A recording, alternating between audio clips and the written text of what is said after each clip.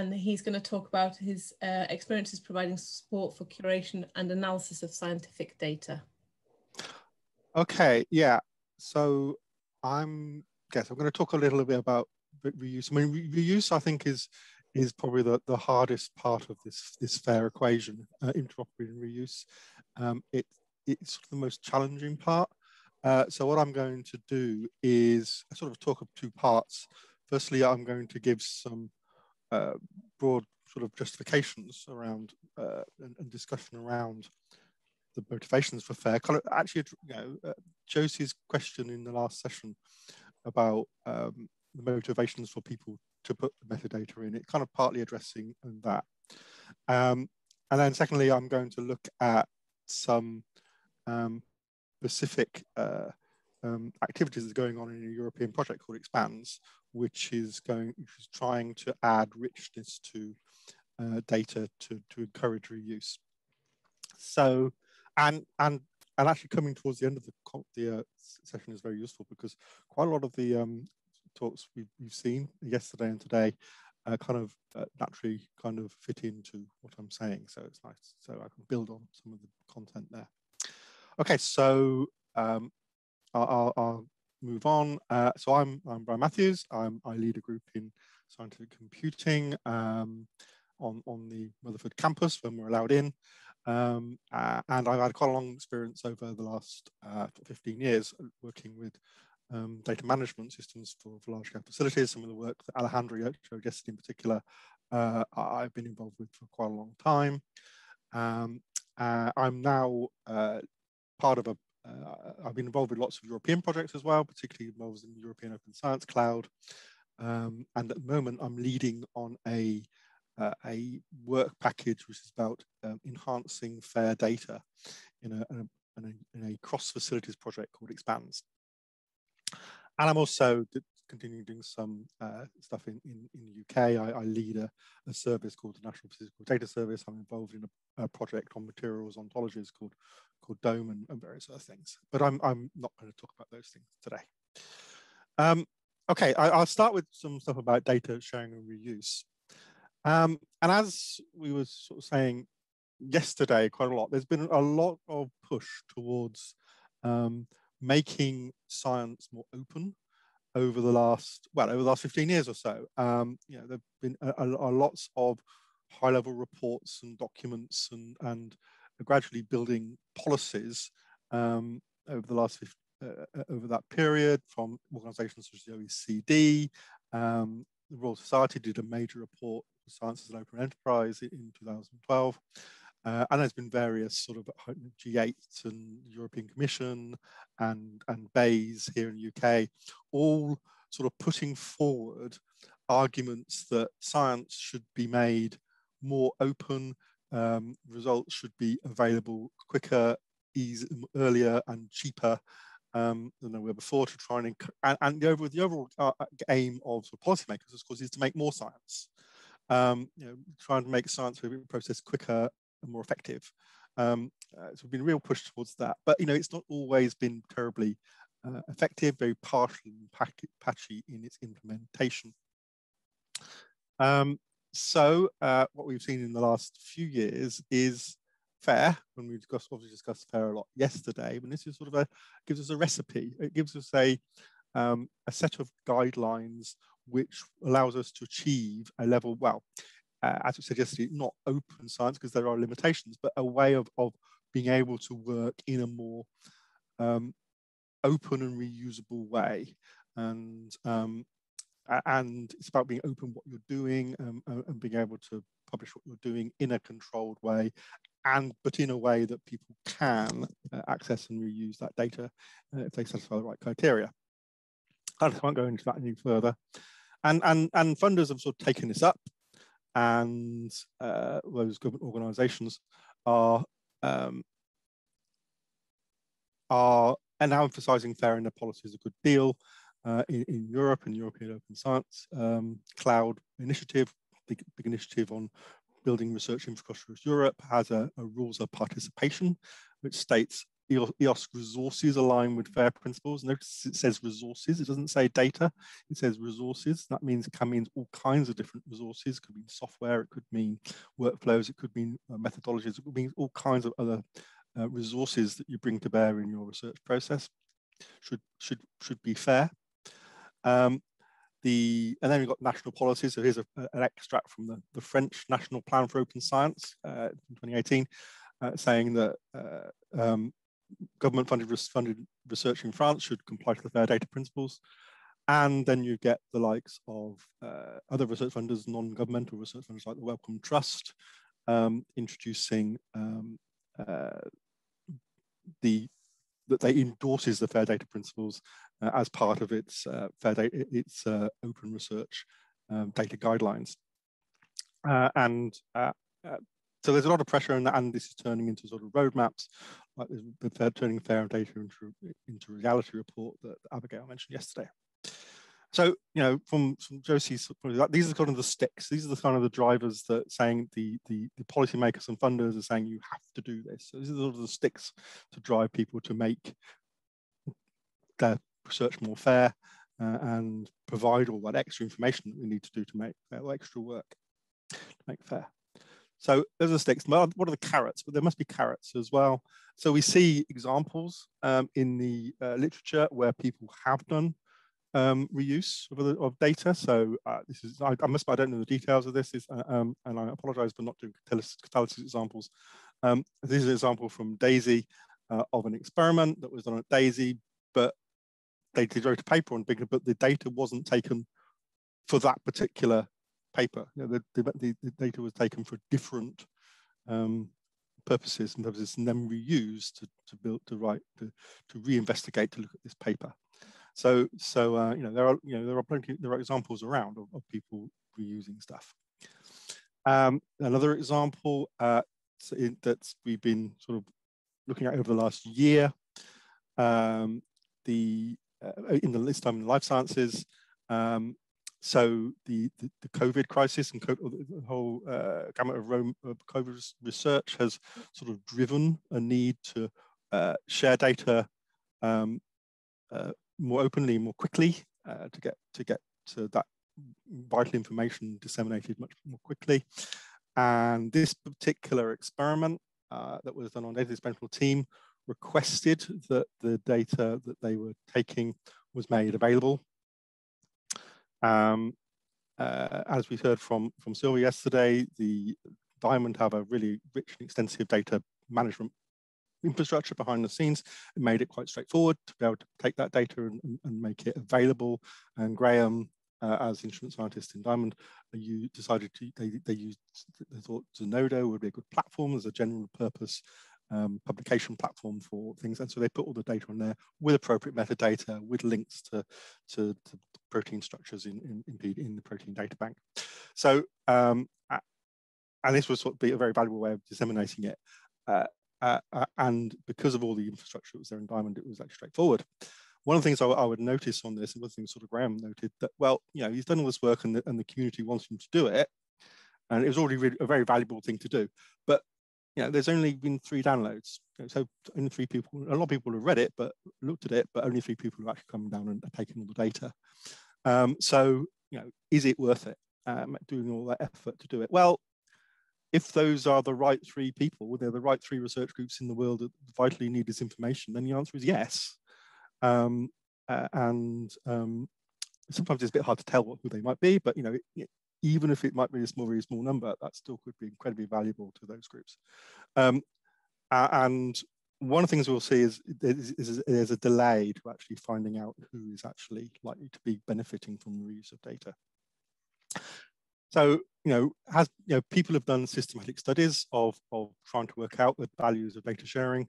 So here's a couple of papers. You know, you can find lots and lots of papers. Here's a couple of papers I found, again, both focusing largely on life sciences, where there's actually been most of the sort of work on this is probably mainly focused on life science. So there are some in other areas like astronomy as well.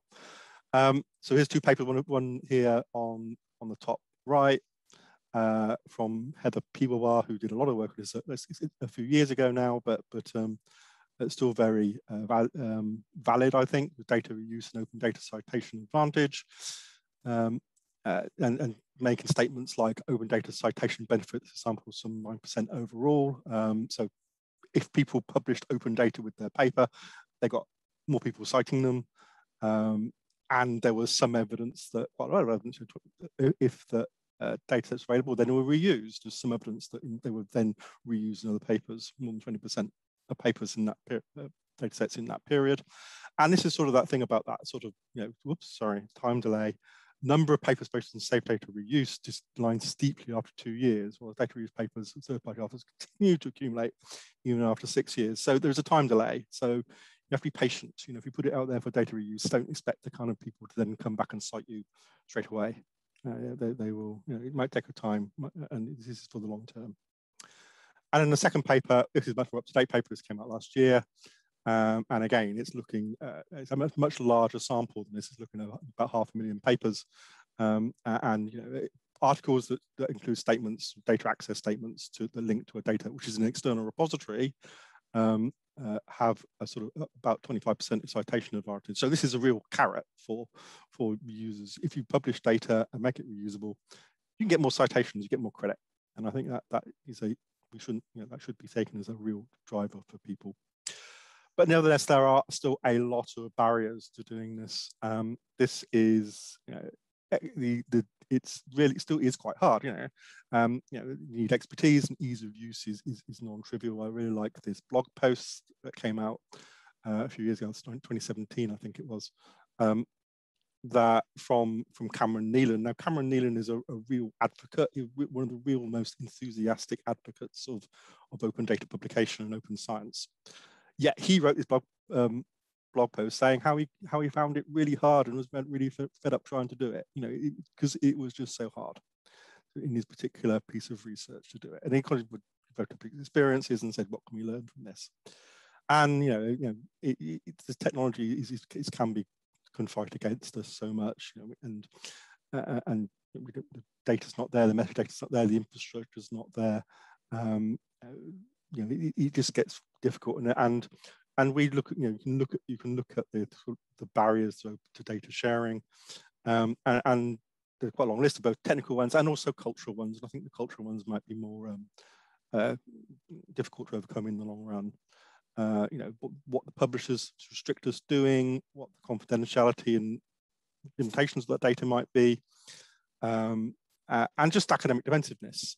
People fear that they will somehow lose control by lose of their data, fear that the results, some fear that people will tell them they're wrong, fear that people will scoop them, feel that people will use them to prove results that they don't like. Essentially, they don't agree with. Your data, your data might be asked to do something you really disagree with. There's obviously a lot of cultural barriers that we need to overcome. So there's a whole area there that I think needs to be thought through. It isn't necessarily something we'll continue to pursue today, though. So FAIR, as a recipe for open science, is meant to give us some guidelines on how to build infrastructures and build systems and build processes and scientific norms on how we overcome this. Gives that recipe, and it's being endorsed by funders. So the question really comes is, how should we as a research discipline or research disciplines modify what we do and provide extra support to make our research fair?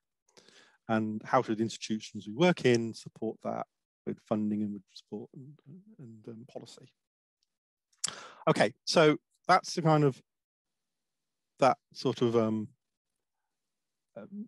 reuse open science, reuse background about why we're trying to do this. So what do we do about making data more shareable and reusable? I'll try and go through this fairly quickly. So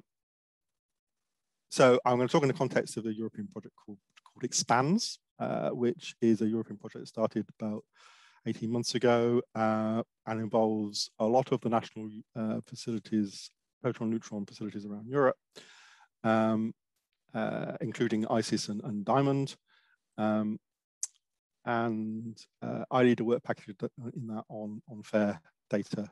And there's also another project called PANOSC, which is sort of a sister project involving a different set of photon neutron sources, the international ones called PANOSC, and we're working very closely with them. And so what we're looking at in this project is how do we make data more shareable and fair, and amongst other things in Europe.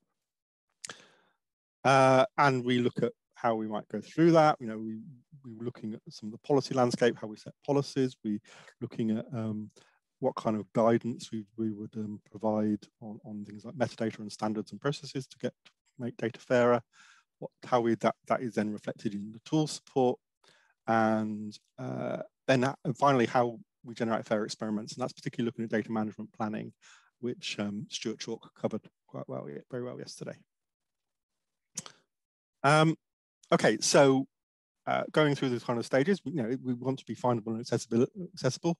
I think we have a very good foundation for those aspects, as Alejandra and Sylvie discussed yesterday, with the tools to provide data management tools and metadata catalogs, particularly around the ICAT tool that Alejandra discussed. There's another tool that is used elsewhere called SciCat, which gives us this registry and this model. This is an overview of the model that Alejandra presented yesterday, of representing scientific data in a regular structure which captures the data from experiments, and it's got in a common authentication infrastructure. So I think we've got a really good basis there. What we're looking at in STANDS, though, is you don't just want to take data from one source, from ISIS or Diamond. You want to combine that data with data you've taken in PSI or in Electra or the SRF. So you want to be able to take data from different places and combine it together. So what we're looking at in that project is how we then federate those systems together across different facilities, different institutions, bring those things together through common APIs, common representations in the API. Funny enough, that API looks rather similar to the information you get in this data model, and then exposing that to the world through the European Open Science Cloud, and so people can search and investigate data and try to extract data from different places. So that's work in progress. But then we've got the kind of whole question about fair interoperability and reusability, which are the harder parts of this process. And these becomes about what are the representations and information you provide with your data. Particularly for interoperability, you're looking at common web services and APIs and data formats. And then for more reusability, you need more about common vocabularies and mappings as well. And there's various approaches that we're taking for doing that, particularly focused around a format called Nexus, which I'm sure was mentioned yesterday by Sylvie. And some of you may know, this is quite widely adopted across Beamlines as a sort of standard package based on HDF5, representing data and also having a lot of metadata about that data in those Nexus data files as well, in standard representations. And whilst it's not universally used across all instruments and Beamlines, it's used in a lot, and it's probably the closest thing we have to a standard in this community. So it does form a good basis for us, and particularly there are profiles and XDL definitions for particular domains. And this is one of the big questions I will try to look at, is you have all this commonality in the data coming off with instruments, but once you actually drive into a particular domain, they diverge quite radically. But this gives us potentially a way of at least beginning to handle that. And then we want to link those Nexus standards to community standards, like the ones that Ian Bruno mentioned yesterday, like the crystallography standards. And then reusability. Here, again, we're looking at rich descriptions of the data, provenance and standards. You need to get a lot more information about it, both your own data and also other people's. And when you have projectors, other people's to reuse it, you need to have licensing conditions about, on what data is available. And I think the key thing here about reuse is it's really enabled by giving a rich shared context. It's having data in isolation is very hard to work with. You need much more richness, and this is because experiments aren't data. Our experiments are way more than just data. You've got a rich, connected set of things that you're dealing with. So for any particular experiment or investigation, you would have who did it, why they did it, where they came from, what their purpose with, what instrument were they using, what the parameters of that instrument, what are the environmental conditions of that parameter, that instrument, what is the sample, what's the sample conditions, what type of sample is it, was it composition, the method you're using to do the experiment. And you need, so all that contextual information you need as well, and then that might generate various data sets that get put in different repositories, and various software applications may get applied to them. So you want to be able to say what all those are. So yeah, and then you also relate to publications both before and after you run an experiment. So there's this whole rich context around it, and linking all these things together is the way to give that, is what you ideally need to give that full reusable context. So what we're looking at in Expands is how we then do that through this experimental life cycle that's been mentioned several times, because you can collect information about all those various things as you go through it. And that life cycle, so at the beginning you can collect the information about who's doing it and the purpose, and then you can get information about the samples and the experiment and the story. And if you do this very systematically and use information systems that are in place, you hopefully have in place to support those things, the things in the pink boxes, then there's an incentive to collect information at each stage. So collect it, don't lose it, and connect it together. And then you get a whole picture of that context of your experiment. I think I will, in the interest of time, I will curtail myself a little bit here. But yeah, just to go through, persistent identifiers are very necessary for this whole process, very necessary for FAIR. And we've mentioned them already for publications and data and some extent people, quite familiar with those, but there are rich ways of identifying now further things that we need to bring into that context, like the instruments we are using, the samples we're using, the projects that are in the software we're in. There are lots and lots of ways of producing persistent identifiers for those. And if we want to produce something that gives you that experimental context for the long term, for long-term preservation, you want that persistence. So we're looking at ways of bringing in identifiers for some of these other things. Instruments is one that's of particular value to us. So then we go back to this model of the sort of model of the experiment. This is kind of a simple one. We find that we can produce a lot of information for a lot of these boxes, but for the ones that I've circled, you need quite a lot of detailed metadata for those, and they tend to be very different for each experiment and each discipline. That makes a very general solution very hard. So you need to, at that point, add extra richness to what you actually mean by there. And what we're looking at there is using ontologies to help describe these things in more detail.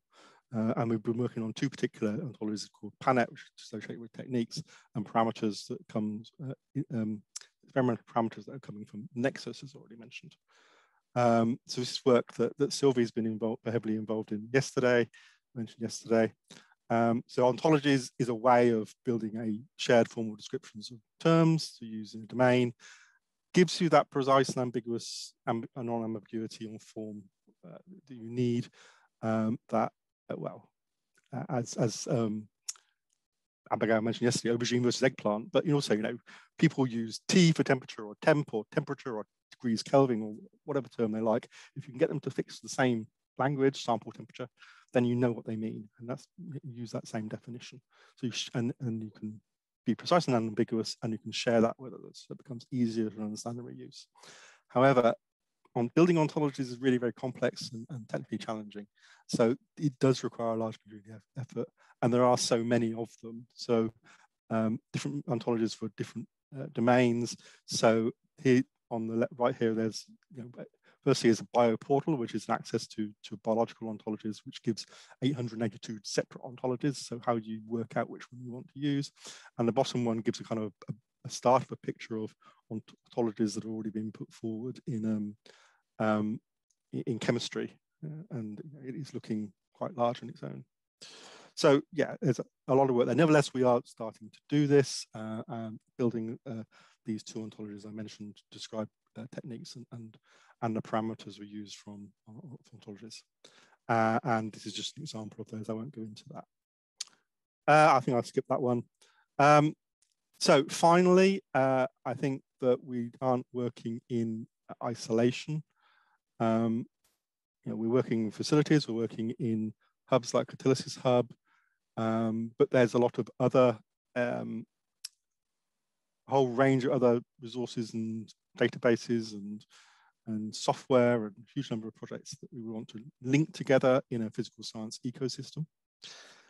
So we want to be able to provide ways of combining, of collecting more information from all those areas and then link them all together.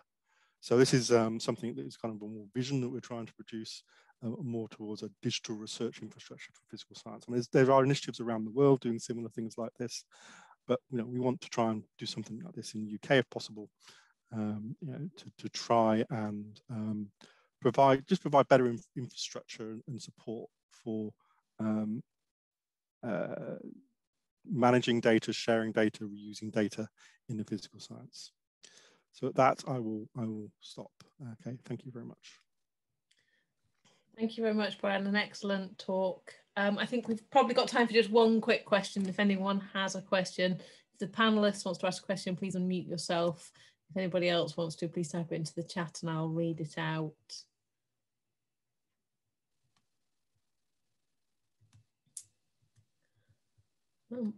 As no one is shouting out, I will use host's privilege or chair's privilege.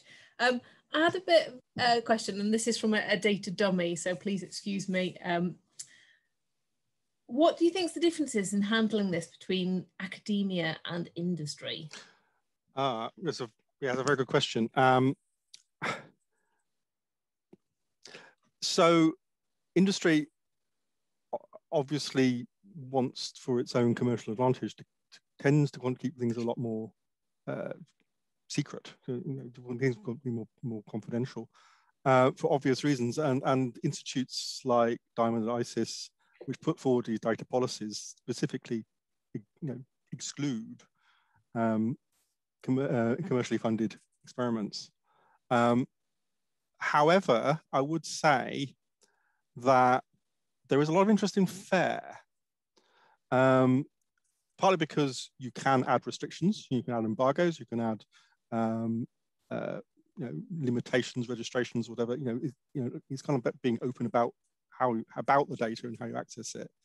And sensitivities could be thought through that, but more importantly, it provides a framework for that richness.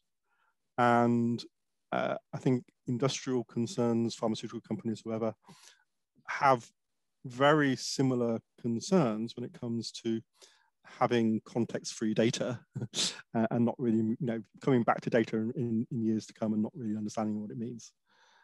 So getting the best out of their investment, they still are interested in adopting principles like fairness. Okay, thank you. It's really interesting.